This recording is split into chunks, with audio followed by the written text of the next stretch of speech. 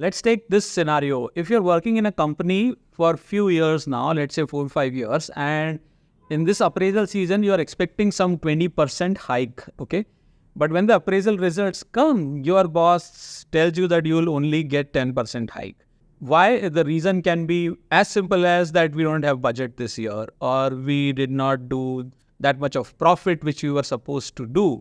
So the appraisals are going to be like this, and you will get 10% this year. Now you tell yourself, okay, that's fine, probably I'll get something next year.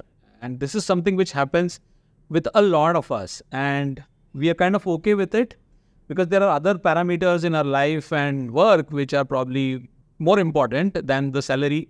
And 10% is not a bad number, right? So you are kind of okay with that.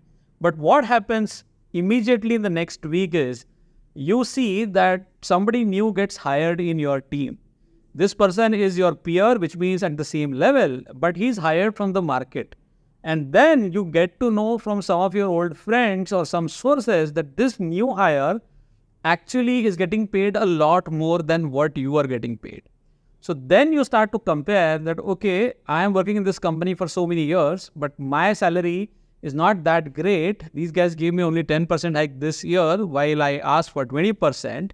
And now they gave me a reason, but on the other hand, they've hired somebody from the market who has no experience of this work that I do, who has no rapport with the customer, just picked from the market, brought in over here. I will have to train this person, and this person is getting paid more than me. This is injustice, right?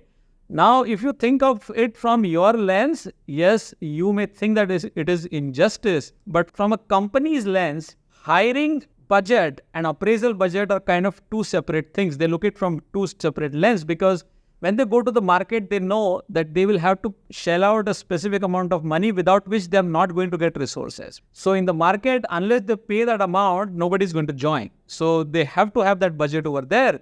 Versus internally, they have a specific kitty from which they can give appraisal. So I think those two are different lenses from a company perspective. From an employee perspective, we don't think that's the right thing to do. Now, all said and done, you also need to look at some of the things which you can improve from your side. If you are working in this company for so many years and if you are getting a specific pay, look at what is the difference between what they are paying and what is the market salary. Now, because somebody just joined, you kind of got a eye-opener or a reality check, but without this person joining, you should actually have a practice of looking at what is the market standard for your work. What is the market standard salary? What is the market trend for your skill set, experience, expertise?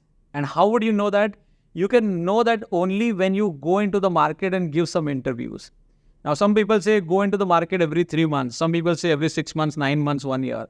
I think between 9 months to 12 months is a good time for you to go into the market and give some interviews. That will give you two kind of feedbacks. One is it will probably give you a reality check where you will not be able to crack any interviews. So you will know that you need to do a lot more better to actually crack interviews. That can be one. Second is you'll probably get a good offer. Now, if that happens, it kind of gives you very positive signal. But in order for you to even take this effort, you need to first push yourself out of the comfort zone.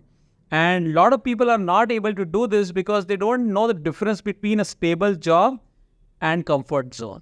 Let me tell you what is the difference. Stable job is a job where you are kind of secure and in your mind you know that I am important. The work that I do is something I like and I'm feeling challenged at my work, which means some challenge is coming my way every few days or every few months. And it is keeping you on your toes. And you also know that the company is doing good, which means the pipeline is good. So you don't need to worry from that angle. The company is not going to become bankrupt, right?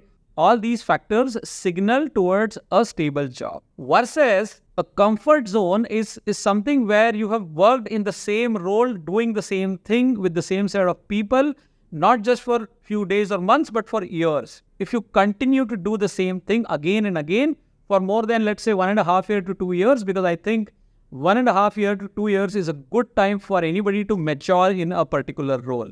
Initial 6 months in a new role can be learning months, then you kind of get into execution, then you mature. So I think 2 years is a good time for anybody to learn and perform in a particular role. So after 2 years, if you're again doing the same thing again and again without any challenge, without any learning, without anything which is going to be a value add to your skill set or experience, then you are in your comfort zone. Then you are doing it only because you are kind of lazy or because you kind of feel comfortable doing that. So pushing yourself outside the comfort zone is a task.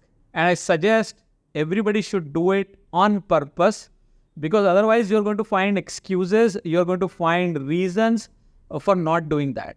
And you can find so many reasons for not doing a particular thing. If you have to do a particular thing, then you just need one reason.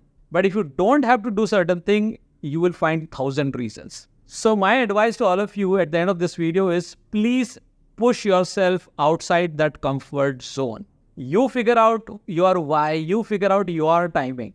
I am not here to tell you one should do it or one should not do it or when you should do it. But be your own boss and figure out when are you getting inside the comfort zone and push yourself outside that comfort zone. Nobody else is going to do that for you.